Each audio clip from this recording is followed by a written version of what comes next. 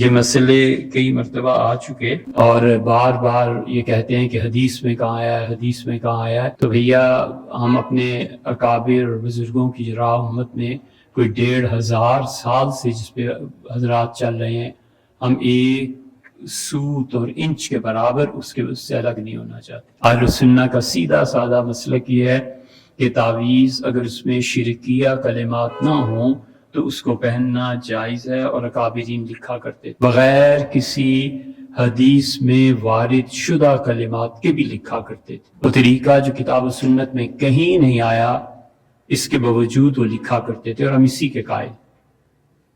ہر بات میں حدیث، ہر بات میں آیت، ایسے نہیں ہوتا اور ایسے زندگی چلتی بھی نہیں ہے. اور جو عدم تقلید کے مہلک انجام ہوتے ہیں نا، اب اس سے بھی زیادہ کوئی اور چیز چاہیے جو دنیا میں اس وقت ہو رہا ہے. شیخ الاسلام ابن تیمیہ رحمۃ اللہ علیہ بھی اس رمز کو نہیں جانے جو آپ جانے.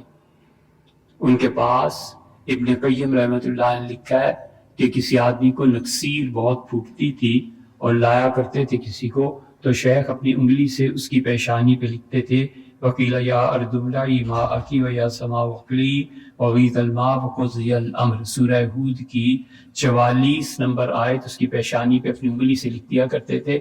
یہ کہیں بھی کتاب تو بہت بڑی بات ہے، اللہ کی کسی حدیث ضعیف روایت میں بھی آیا ایسے ہی ہر چیز حدیث میں کہاں ہے؟ یہ آیا ہے؟ نہیں آیا تو یار حکم لگاؤ نا، یہ بدعتی تھے، پھر اس سے بھی آگے حکم لگاؤ.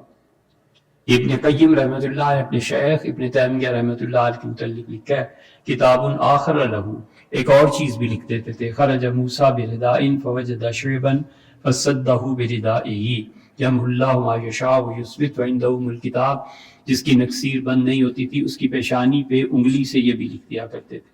ایک اور لکھا ہے کہ فاصابہ یسار فیہ نار فاحترقت بحول اللہ وقوتہ. یہ بھی کسی خام خواہ صوفیہ پہ اعتراض، خام خواہ امت میں جن واسطوں سے دین آپ تک پہنچا ہے، جب یہ کڑیاں مضبوط نہیں ہیں، یہ خود دین سے ہٹے ہوئے تھے، تو ایسے گمراہوں کے پیچھے چلنا پھر جائز ہو جائے گا.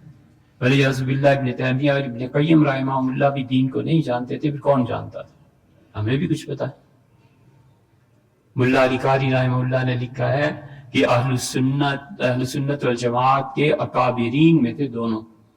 ابن قیم رحمۃ اللہ علیہ کی حال ہی میں کتابوں کا ایک مجموعہ آیا ہے، اور وہ آسان ہے پڑھنا، کوئی اتنا مشکل بھی نہیں ہے. 70 کے قریب جلدیں ہیں، پڑھ لیں اسے پھر بات کریں. یار ایسی ہی فضول پڑھنا لکھنا ہوتا نہیں ہے، فضول میں بزرگوں پہ اعتراض. کتاب آخر لہو، ان کے پاس ایک اور بھی تعویذ تھا، عند اسفراش الشمس. سورج جب پیلا پڑ جاتا تھا، یعنی مغرب سے 20-25 منٹ پہلے، تو اس کی پیشانی پہ لکھتے تھے یا ایھا الذین آمنوا اتقوا اللہ وآمنوا برسولہ یؤتکم کفلین من رحمتہ. یہ سورہ حدید کی 28ویں آیت ہے. شیخ رحمہ اللہ پوری یہ آیت انگلی سے اس کے چہرے پہ لکھتے تھے.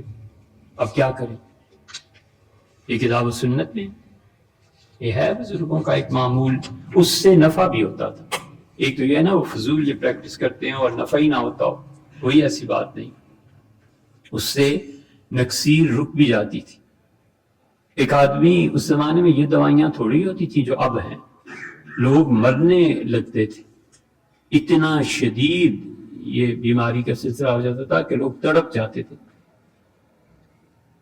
تو کوئی آدمی صرف اس کی جان بچانے کے لیے اس نکسیر کے خون سے اس کی پیشانی پہ آیت لکھ دیتا تھا. اس پہ بھی اعتراض ہے. یہ مرنے سے بچنے کے لیے اللہ کی کتاب حرام گوشت اور حرام مشروب کو اس وقت کے لیے اسے کہتی ہے کہ اس کو استعمال کرو، جان بچاؤ. وہ مرنے لگا ہے اور کسی نے یہ کام کر کے اس میں اثر ہوا اور اس کی جان بچ گئی، تو یہ ناجائز ہو جائے گی. کچھ خدا کا خوف چاہیے اور علم کی گہرائی چاہیے.